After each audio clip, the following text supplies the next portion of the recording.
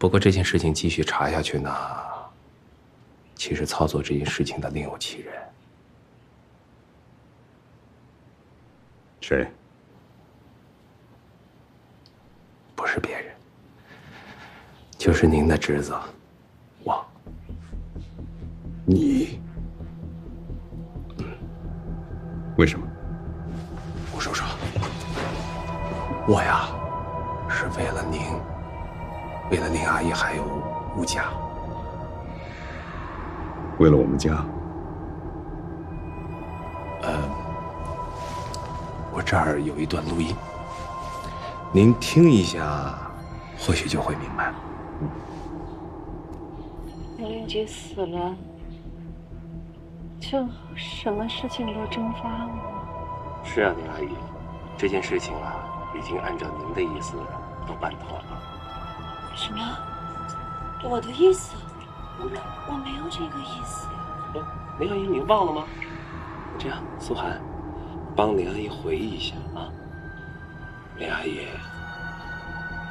，3名医生一致确认了，这孔令吉是突然死于心脏病导致的车祸，纯属意外。死掉的那个孔令吉，是我之前的一个朋友。他呢，在澳门开了一家公司。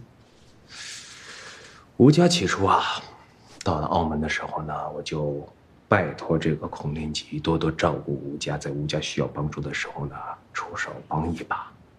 可是没曾想到，这个孔令吉在澳门呢，深受赌博泥潭，然后欠了一屁股的高利贷，还不出被人追债，他实在是没有办法了，所以呢，他就想到了吴家。停！吴家一个小姑娘，她打的什么主意？吴家他有钱，而且不少钱。吴家是一个普通的小姑娘，她有什么钱？叔叔，您听我说啊，吴家有没有钱？您看一下这些材料，都在这里，您看一下就知道了。来，吴家在澳门过户了豪华别墅房产，买了豪车，还交纳了大宗的消费税，里面全有。假的，全是假的。是假的，但是材料齐全嘛。这些事情都是那个孔令吉，他呢，通过林阿姨的名义还有吴家的名义在澳门操作的其目的很清晰，就是想把这个作为把柄，在关键的时候派上用场。所以呢，这孔令吉呢就发了电子邮件给林阿姨，开口勒索敲诈200万200万美元。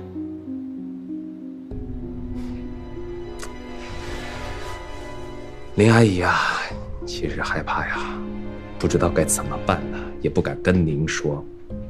现在是什么时候了？这些材料一旦传出去了，这社会舆论会站在哪一边，我们都清楚林阿姨呢，迟迟不给信孔的回答，也不敢跟您说，所以呢，信孔的生气了，勃然大怒，说是准备把这些材料交到国外有影响力的大媒体手上，还印了好多份，要交到市里、专利，包括中纪委。这样一来的话，事儿闹大了，不就全完蛋了吗？林阿姨想既然呢你不让我活，我呢只能让你死。所以林阿姨和我商量，把这姓孔的骗到齐州来，然后他就真上了你们的钩了。我是说你也别这么说，你说您这些年来吧，一直忙着您的工作，很多无暇顾及的大大小小的事儿呢，其实都是我帮您处理的。比如说某人呢想要当处长，我就以您的名义给局长打了电话打招呼啊。我说的话肯定是模棱两可的，但是对方呢，多多少少也听得出其中的意思，就把事情给办了啊。还有林阿姨啊，她特别照顾我，其中几个大的工程项目啊，林阿姨也用了您的名义给您的手下部下打电话打招呼啊。当然了，林阿姨1分钱都没收过啊，只是吧，这种事儿一旦宣传出去了，这官员家属插手经济事务也是违反原则的呀。行了，吴叔叔，我还没说完呢。不用了，我都明白了。吴叔叔，您一定要听我说完。我让郑多把这个孔令基给杀了，可是没曾想到这齐衡闻到了味道，他死盯着不放呀！我实在是没有办法，我只能让王鹏去杀掉郑多。可是这齐衡又出现，又盯着不放，在这关键的时候，苏寒挺身而出了，他杀掉了王鹏。苏寒跟我说了，为了您，为了林阿姨，他愿意把线索引到自己身上，断在他那儿，哪怕是在牢里把牢底坐穿了，他都心甘情愿。你说完了？本来就应该完了嘛。可是，你说吧，王鹏强奸了苏寒，苏寒呢杀了王鹏，合情合理，法院该怎么判就怎么判吧。可是这齐衡鸡蛋里挑骨头啊，迟迟拖着这案子不起诉，他的目的不是别人，正是叔叔您。您是市委书记、省委常委，您必须把这个齐衡给拉下来。您要抓紧时间呀，要不然的话，您就无法再像以前那样去忙您的大小工作了。你可以走了，出去。没听懂？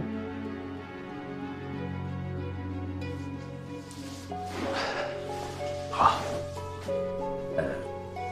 我走了。啊，吴叔叔啊，您得抓紧时间了啊。这个 U 盘里面还有很多有趣的东西，你回去听一下，看一下。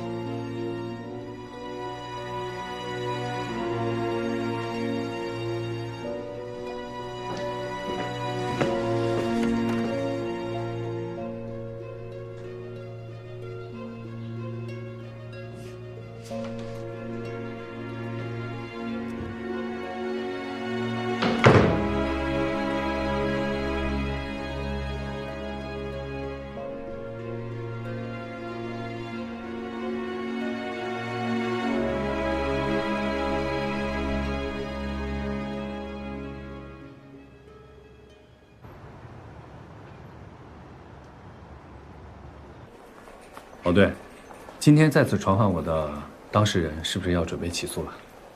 暂时还没有这个打算。那今天需要做什么模拟演示吗？也不是。这样，经研究决定啊，对犯罪嫌疑人苏寒进行刑事拘留。你看看吧，看完签字。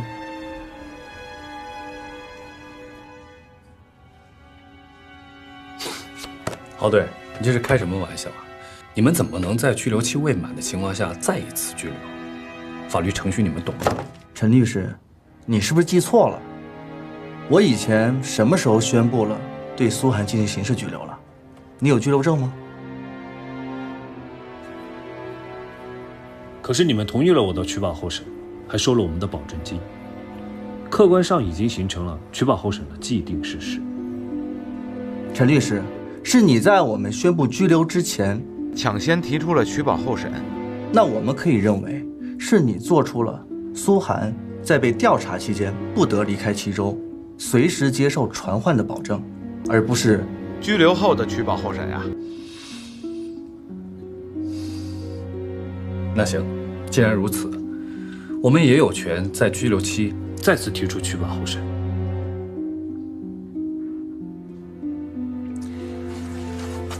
没问题，这是你们的权利，但这件事儿批还是不批，是我们的权利。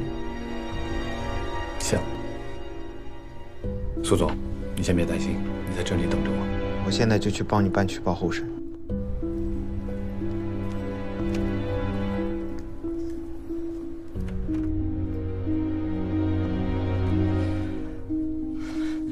我又没有跑，能随叫随到，为什么还要拘留我？是为了不让你也步郑铎和王鹏的候审。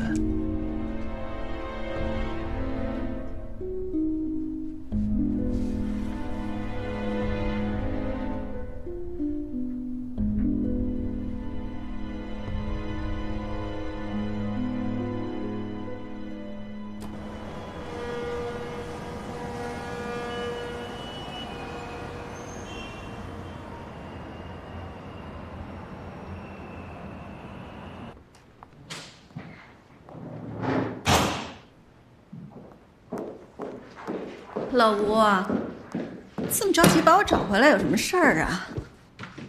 哟，没给你泡茶啊？那小琴怎么回事？小琴，看电影去了。小琴一个人看什么电影啊？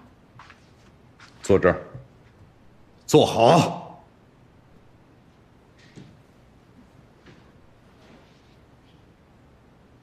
我问你，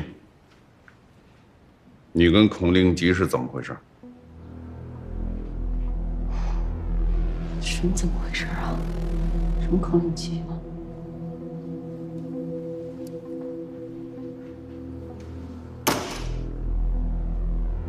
这上面有你和罗怀公商量如何把孔令吉骗到齐州来，然后把他干掉之后，又商量如何处理后事的录音。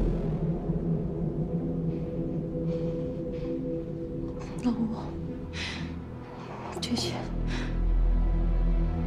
些都是罗怀公和苏涵策划的，跟我没关系。可是都经过了你的同意。我没同意。你事实上成了主谋，至少是共犯。我没同意。可你说了让孔令吉蒸发这句话。我不记得我说了没有，但是要是说了，也是他们逼我的。那你事前为什么不报警？事后为什么不去向警方自首？老吴，这件事情威胁到你了。你是我的丈夫，佳佳是我的女儿，我不能让你们受到一点点的伤害，绝对不能。可是你不知道吗？你只有报警，那才是真正的保护了我，保护了佳佳。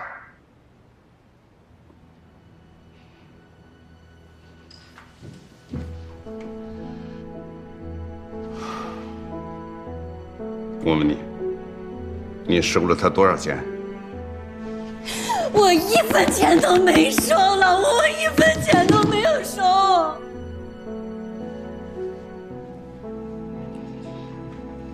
这上面全有，有孔令吉为你准备的那些材料、账单，还有你背着我用我的名义跟下面单位打招呼的录音，全有。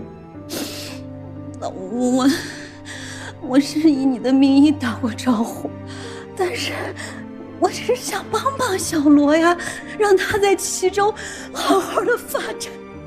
我真没有别的意思，我不知道会这样。我对小罗也不薄，他怎么能这样对我呢？他太过分了。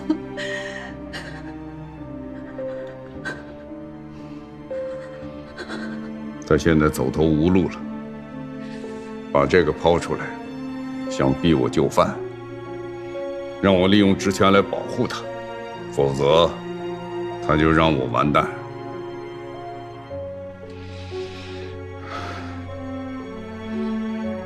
我一直把他当亲儿子看，没想到他是一匹狼崽子。那我们现在该怎么办？我再问你，接到孔令基的威胁信以后，你为什么不告诉我？你为什么去找罗怀公？你不是一直都忙吗？再说，小罗不是跟咱们家关系好，也像咱们孩子一样。当初也是他姐让孔令基去照顾佳佳的，所以我才去找他商量的。你呀，找他商量好，一商量你被他当枪使了，佳佳也被他当枪使了。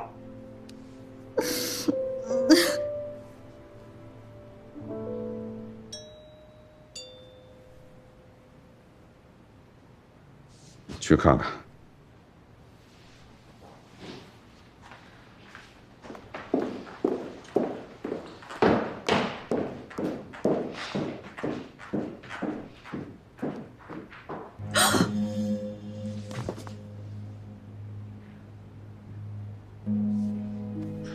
让他进来。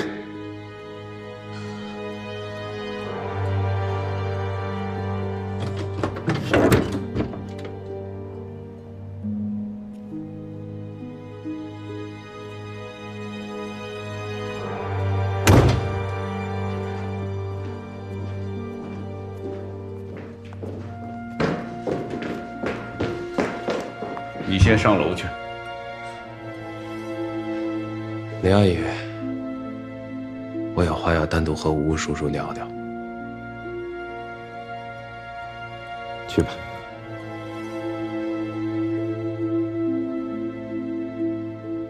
快去。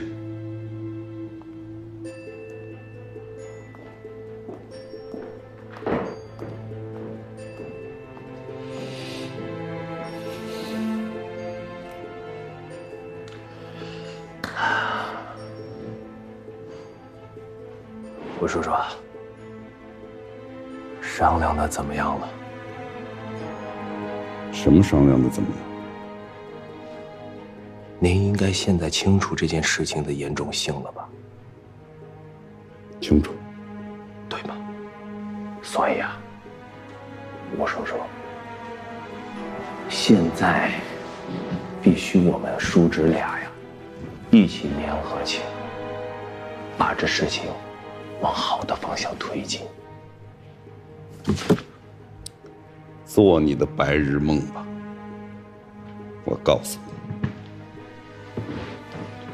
我堂堂一个共产党的干部，人民的公务员，能做你这个人渣的清道夫？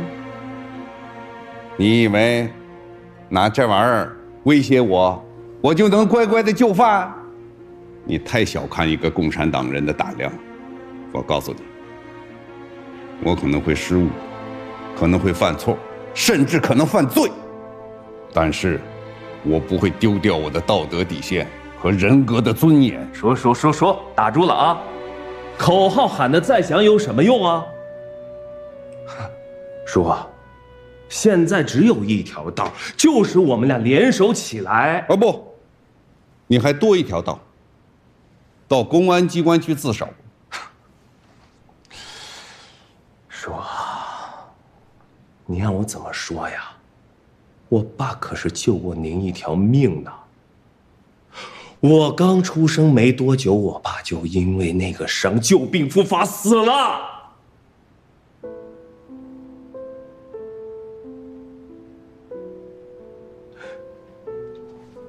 欠我们罗家一条命啊！叔，你这时候得帮我救我呀！你给我住口！你爸爸是共和国的英雄，他万万也没想到会养出了你这个败类。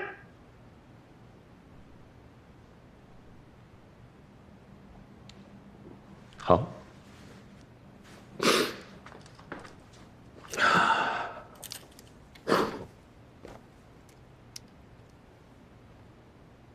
行，叔，您可以不为我考虑，也可以不为您自己考虑，没关系。事儿出了之后啊，第一个倒霉的就是林阿姨，然后第二个呢就是您。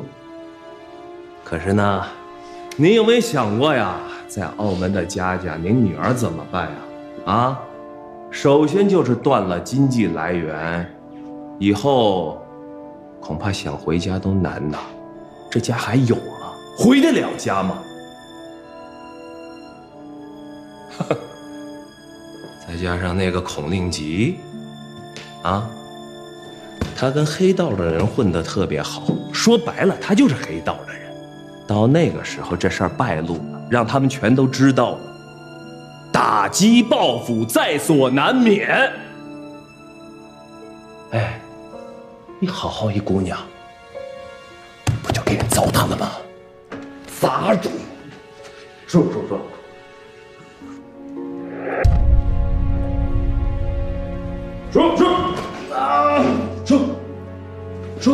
怎么说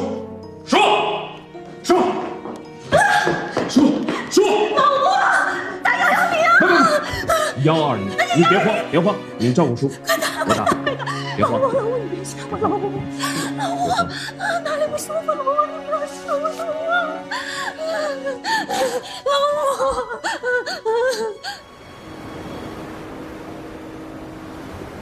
朱市长，当时我和林阿姨一进屋呀，就看到吴叔叔倒在沙发上。哎呀，实在没办法呀，我只能把吴叔叔抬到沙发上，然后啊按压他的胸口。幸好这急救人员来得及时，不然的话，这后果就不堪设想了。罗总为咱们齐州办了一件大好事。哎呀，别这么说，这好歹是我叔呀。你做得很好。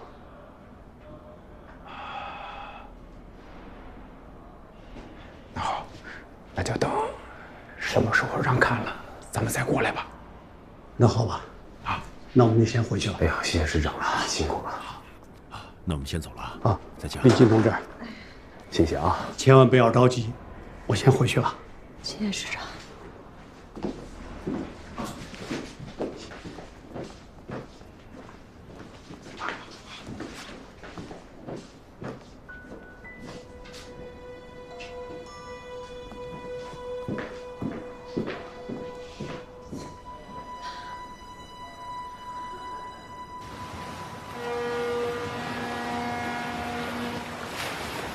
吴叔叔突然病了，你呀，在市里领导里的分量就一下子重了，所以啊，一定要抓住这次机会啊，给公安局施压，让他们尽快把苏涵的案子交到检察院，提起公诉，尽快了结这件事情。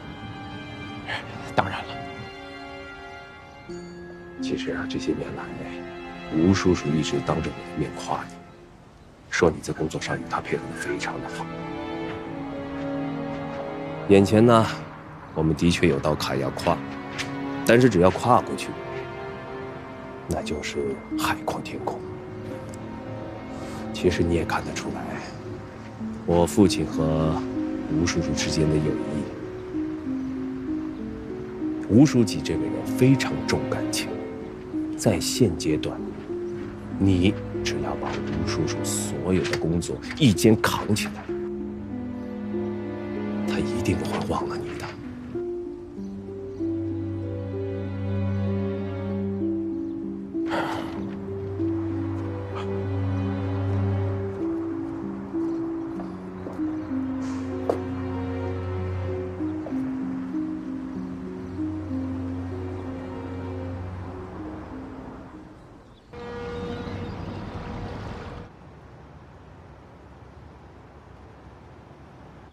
根据模拟试验表明啊，这一刀无论是速度还是力量，像苏涵这样体格的女性，想要给王鹏的身体造成这么深的伤口，几乎是不可能的。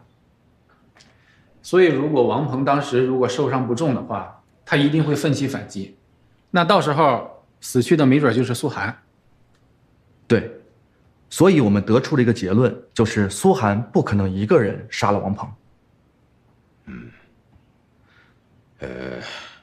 有没有实质性的证据啊？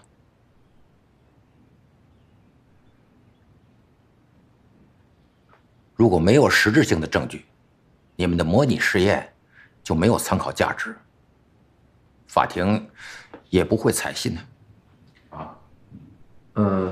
确实到目前为止，没有实质性的证据可以证明我们的模拟实验的正确性。那么根据疑罪从无的原则，是不是就可以无罪释放了？不是，书记。如果说不是苏涵自己报的案，而是一个第三方报的案，当然可以疑罪从无。但是现在不管是强奸或者是什么，他们之间的性行为是成立的。所以说，如果要无罪释放苏涵的话，他必须得证明自己没有杀王鹏。而且这会出现一个新的问题。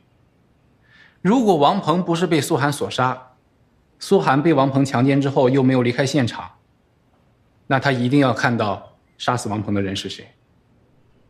就这一点，他必须向我们解释清楚，否则就有重大包庇的嫌疑，或者严重点，我们可以怀疑他是杀人者的同谋。还有一种可能，就是苏涵在被强奸的时候，可能被另外一个人看到了，这个人呢愤而杀了王鹏。这苏涵可能为了保护这个人，主动承担了全部责任。好了，这些都是你们的推测，没有实质证据，咱们就不议这个了。我谈一下我的想法啊。吴书记啊，突然病了，在他病之前呢，和他身边的人谈起过这个案子，他希望这个案子能尽快的审结，不宜拖得太长。至于判的什么结果，是报复杀人还是防卫过当，这个他说他不过问，一切交给法院。林局长，我这么说啊，你说，我看这事儿就这么着吧，马上送检察院，以后出什么问题，我负全部责任。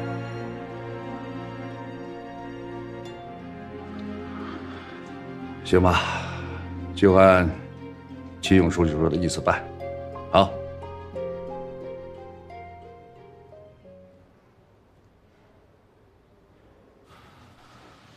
我同意。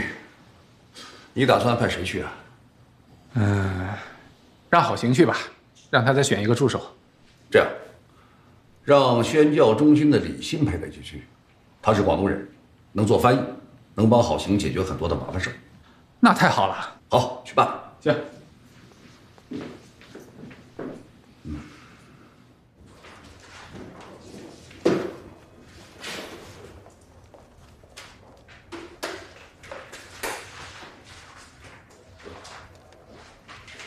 我说李欣，局长让你去干什么呀？他让我把手上的工作交一下，出趟远差。远差？去哪儿？澳门，跟郝大队一起。去澳门？消息绝对可靠。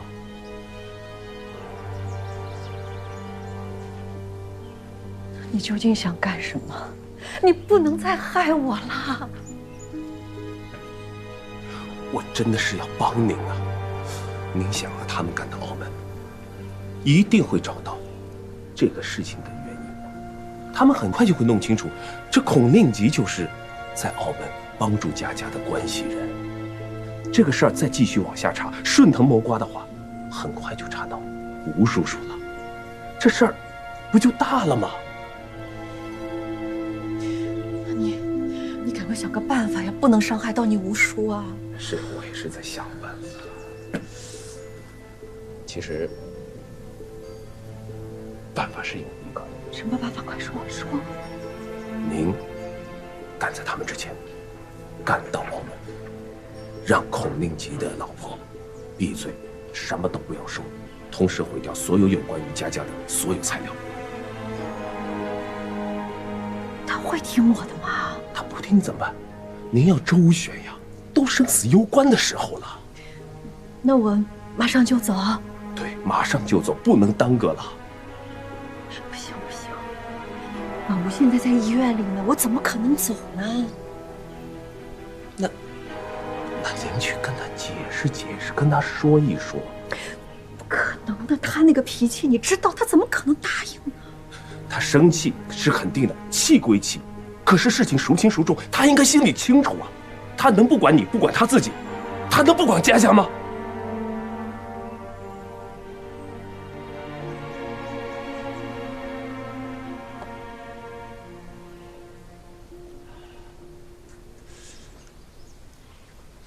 林阿姨啊，你要知道借高利贷的那些人是什么样的人吗？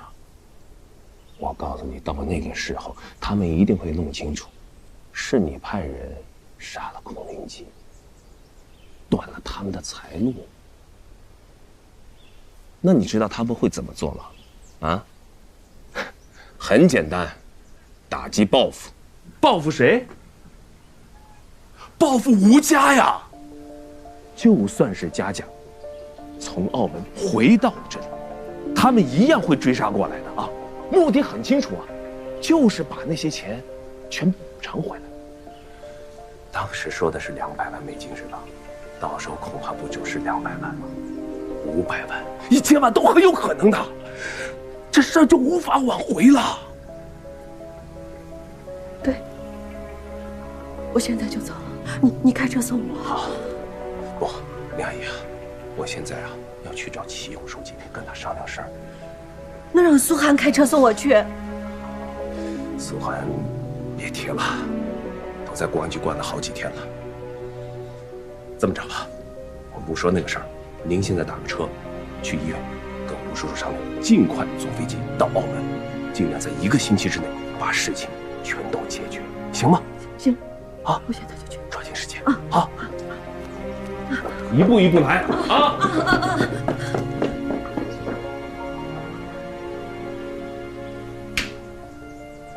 一步一步来，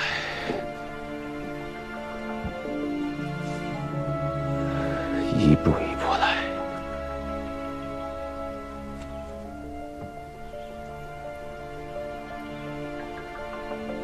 一步一步来。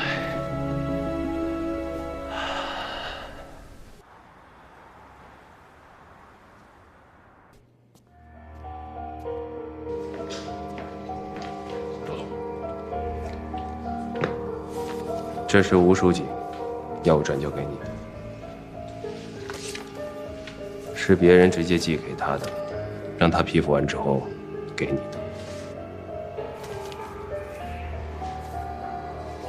知道了。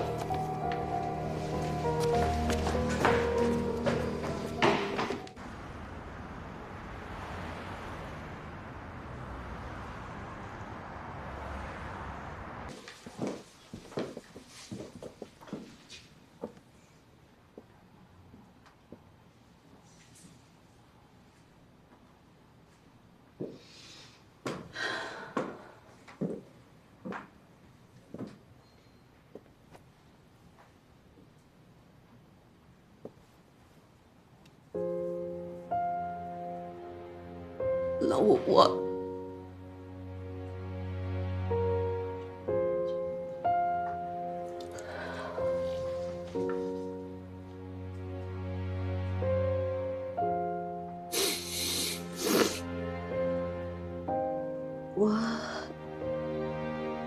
我想去澳门佳佳那儿看看。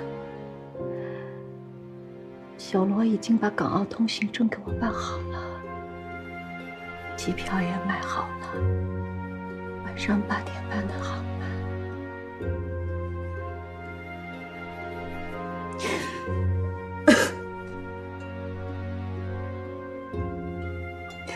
我没在的这段日子，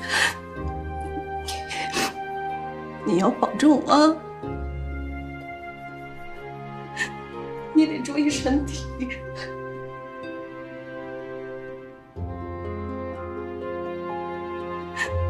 你等我回来，好好照顾你，好吗？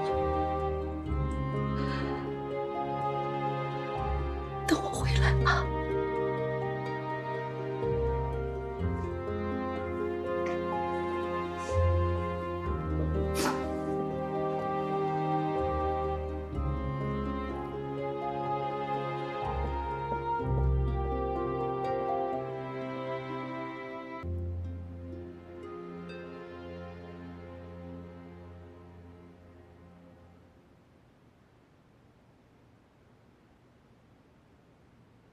小李，哎，电话。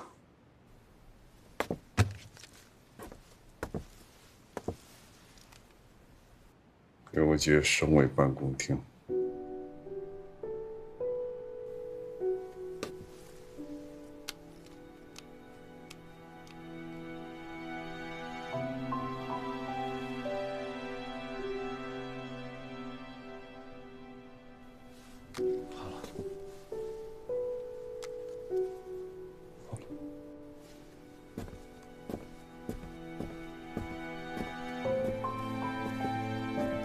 我是齐州市委吴慎远，请接一下赵林书记，我有重要的事情汇报。赵林书记，我的病不要紧，我正式向省委提出请求，请转告省纪委，让他们尽快派人来到齐州来。我个人有重要事项要向他们说明交代，如果有可能，请省纪委尽快派一个领导同志到医院来。时间紧迫，要尽快。没署名，还是打印的。行，既然有人举报，我们就会查下去。现在各级对四风建设抓的都很紧，有消息说中央巡视组就要到齐州来了，咱们得抓点紧，免得被动。知道了。我这么想啊，咱们先内部查起吧。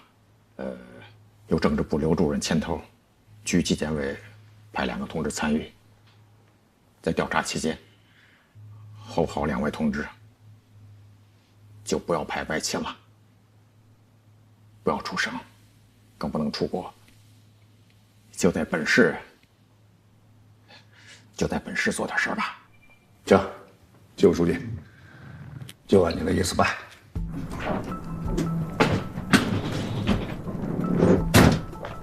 林青同志，我们是市公安局的，你被限制出行了，你还是不要离开家属楼的好，等待我们的传唤。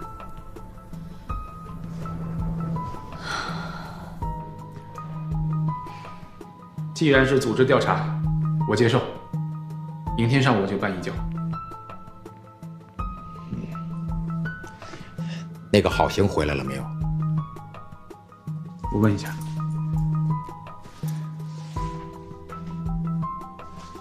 喂，那什么情况？好，我知道了。林局，郝行已经成功接住了林青，正在回来路上。好，让郝行按原计划把林青同志送到市委的宿舍，只要他不出城，不要限制他任何的行动。是。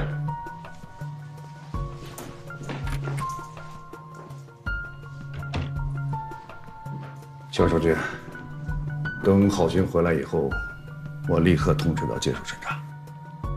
好。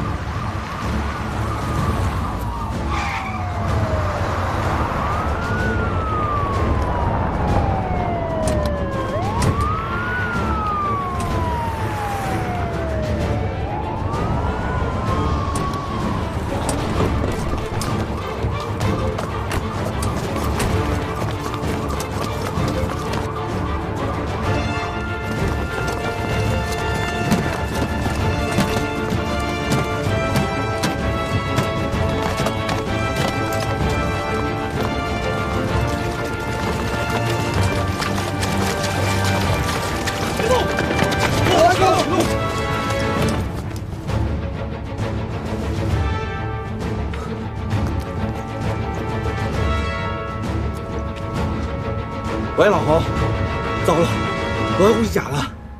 把人先带回来再说。是，带回去。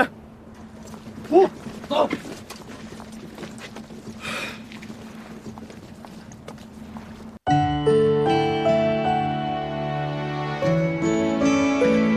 我听见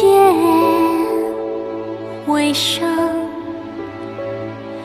来自山谷和心间，以寂寞的镰刀，收割空旷的灵魂，抚几段的诱饵，捕获缥缈的唯美。我相信自己，生如璀璨的夏日之花，不凋不败，摇曳如花。一路走来，一路盛开。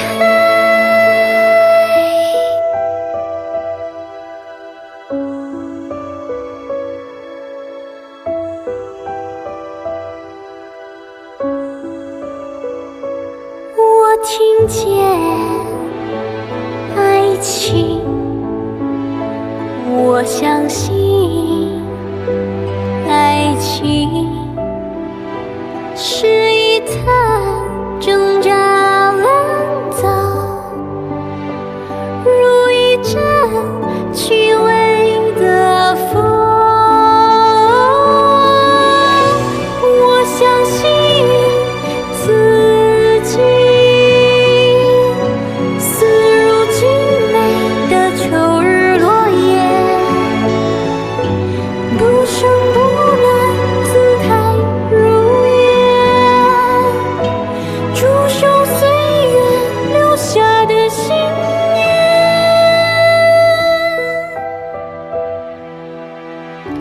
生如夏花，